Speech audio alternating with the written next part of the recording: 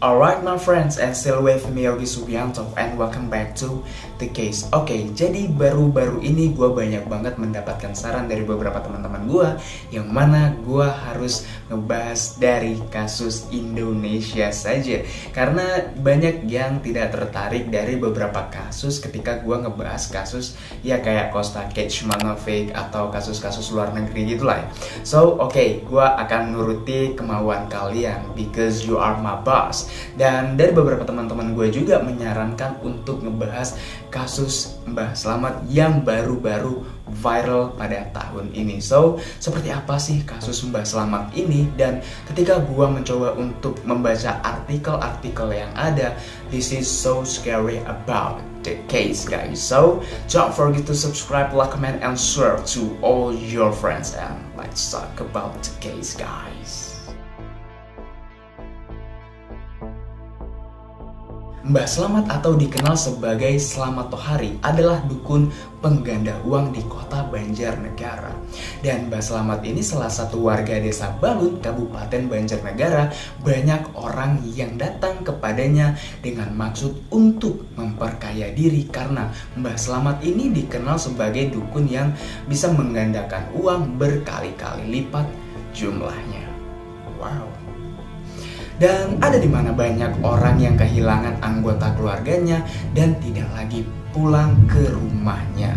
Dan maka dari banyaknya orang-orang yang hilang bahkan tidak pulang ke rumahnya, dan ada di mana salah satu pasien atau korban Mbah Slamet yang bernama Paryanto memberikan pesan terakhir kepada anaknya, jika ayah tidak kembali lagi ke rumah maka datanglah ke tempat ini bersama polisi.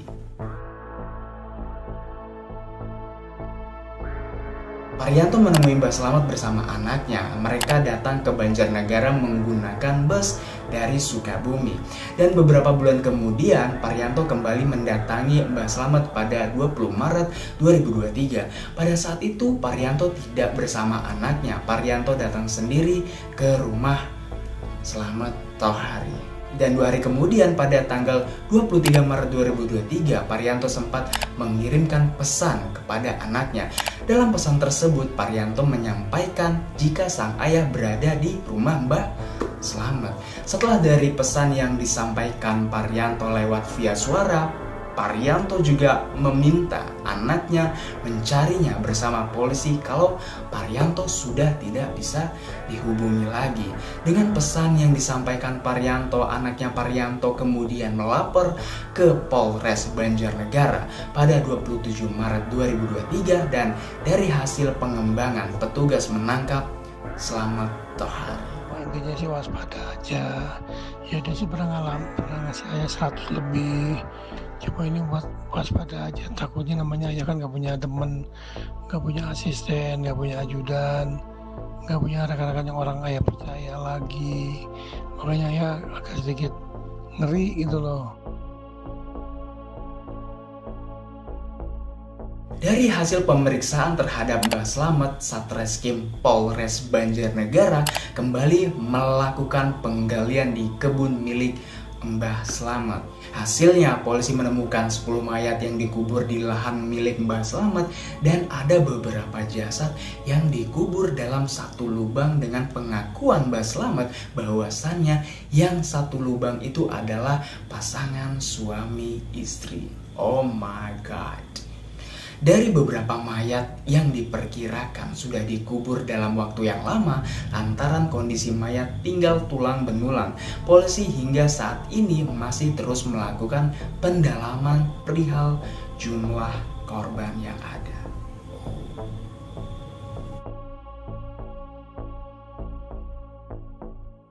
Dalam pengecekan jumlah korban, polisi mengungkapkan saat ini total ada 12 korban yang tewas dari aksi sadis Mbah Slamet. Kabid Humas Polda Jawa Tengah Kombes Iqbal Al-Kudusi menyebutkan korban pembunuhan Mbah Slamet menjadi 12 orang. Saat ini masih mengidentifikasi para korban. Oke, dari kasus ini Mbah Slamet mengungkapkan motifnya dari apa yang dia lakukan adalah semata-mata ingin memperkaya diri dengan cara yang amat sadis. Alright guys, gue sebelumnya memang udah pernah sih ngebahas tentang Shaman Killer ini, yang mana kalau kalian tahu konten gue ketika gue ngebahas Shaman Killer itu si Mona Fandey dari Malaysia. Memang kalau gue lihat tentang kasus dukun atau perdukunan ini memang apa ya, kalau nggak cabul ya ngebunuh orang gitu, kayak pastilah ada korban yang ya seperti itu gitu ya, kurang lebih ya seperti psikopat gitu ya.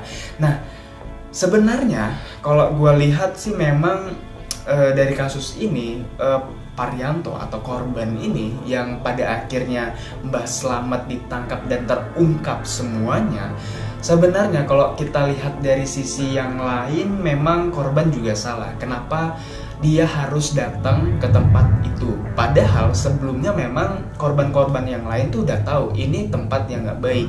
Dan bahkan ya orang mana sih yang bisa menggandakan uang dengan kekuatan-kekuatan yang supernatural? Dan pada akhirnya kalian sebenarnya udah tahu kalau kalian itu dibohongi atau dibodohi gitu. Kayak kasus Dimas Kanjeng, kalian sebenarnya udah tahu bahwasannya this is not true guys. Jadi beberapa kasus-kasus atau cerita-cerita yang seperti ini ya sebenarnya nggak bisa dibenarkan juga gitu. Nggak dibenarkan dalam artian kata ketika kita ngikut ke dukun, terus datanglah ke gunung, ke hutan, ke laut untuk meminta rezeki gitu. Dan menurut gue ketika lo melakukan hal itu, gue cuma bilang lo adalah orang yang pemalas gitu, tidak mau kerja. Kalau mau punya uang banyak ya kerja gitu, kerja yang benar, halal pendapatannya gitu, jangan yang aneh-aneh lah pokoknya.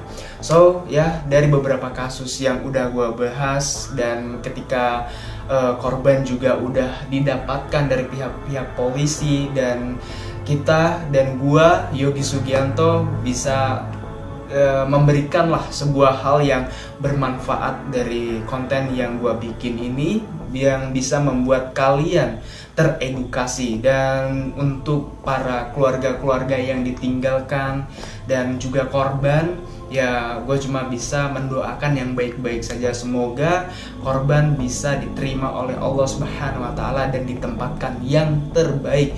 Dan juga buat para keluarga juga dan anaknya Parianto juga, itu mudah-mudahan diberi ketabahan, kesabaran, dan ini menjadi sebuah pelajaran yang sangat amat berharga agar kita tuh kedepannya lebih berpikir gitu ketika melihat hal-hal yang sebenarnya ini gak what if juga buat kita lakukan gitu loh guys. Okay, so thank you for watching my video guys, don't forget to subscribe.